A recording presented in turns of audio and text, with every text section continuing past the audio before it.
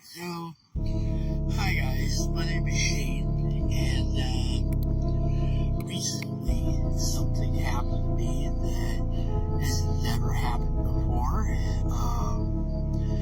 I became homeless. A little brief backstory here.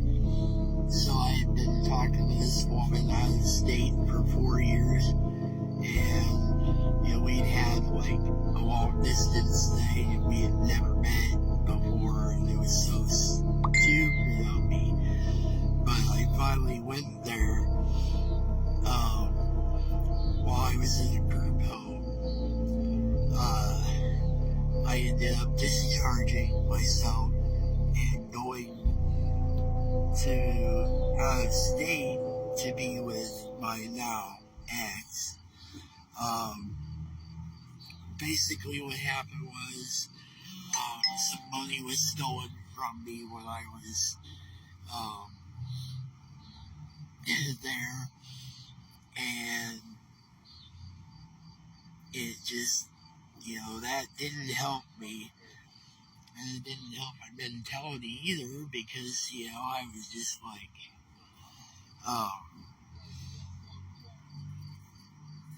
just not doing too well, But, this thing about being homeless is like, you don't realize how many people are that are out there. You could be sitting down next to somebody and not even know. Hey, isn't there a whole bunch of feds out here? Isn't that crazy? But yeah, basically, you never know, like, if somebody's homeless or not, unless you are homeless. Or at least I've never noticed anybody. But, yeah, it's a really weird feeling. I mean, it's like, you go from, in my case, I owned a house, but I had to get out from under a bad amount of bills, shall we say, and so I had to sell the house in order to keep from, going completely under. But, what I'm getting at here is it's a real eye-opener to be homeless. I was homeless, for, let's see, well, I was in a homeless shelter in the state I was in, and I was in there for about 4 days, and then I came back to Iowa, and when I got back,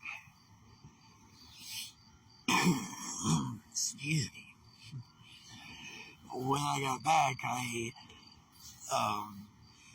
was at this point to where I had no money left. I had enough to get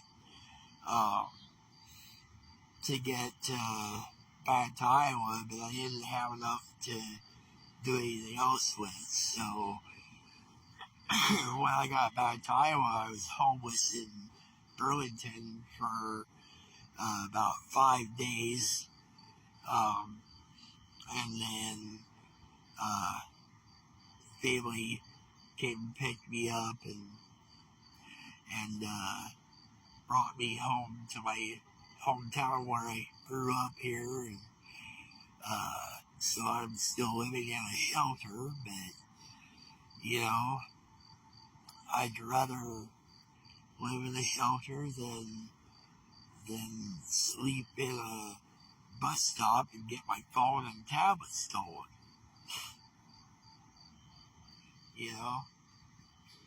And that's another thing. You gotta pick and, I mean, that goes without saying for anybody, but you gotta pick and choose who you can trust, and you know, if you have that gut feeling that something's not right, go with the gut feeling and say, nope, not doing this. Or, yeah, I'm doing this. You know, it depends on the situation,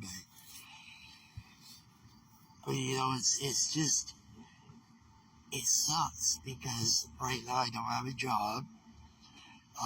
So, you know, I'm living off of, off of Social Security, so, I don't like that. I'd rather work for my pay. Um, but, yeah, it's just been a heck of a time, and, you know, but, at any rate, yeah, I just wanted to put that out there that, you know, that if you know someone that's homeless, or if you're homeless too, you know, my advice is stay sharp. Don't trust anyone but people you knew before that you know you can trust. And, you know, keep your street smarts, your street wit with you. Maybe a knife. Maybe a gun. Never go to a knife fight without a gun, my dad used to say. Alright, well, I guess that about wraps it up here. I can't think of anything else to... Oh, the other thing is, so, I like the idea that I get a curfew of like 10 o'clock, okay?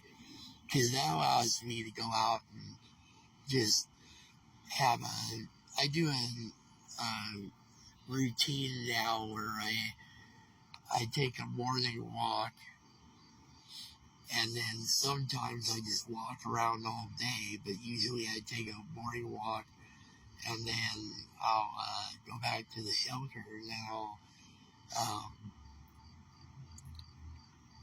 take a walk before bed. So,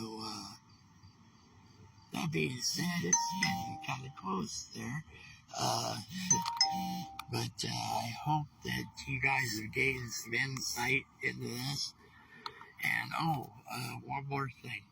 So, another thing is, people seem to like to bum smokes off you more when you're homeless and don't have money or smokes.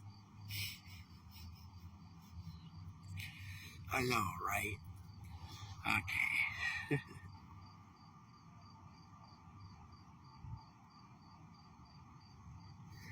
I'm trying to shut you off.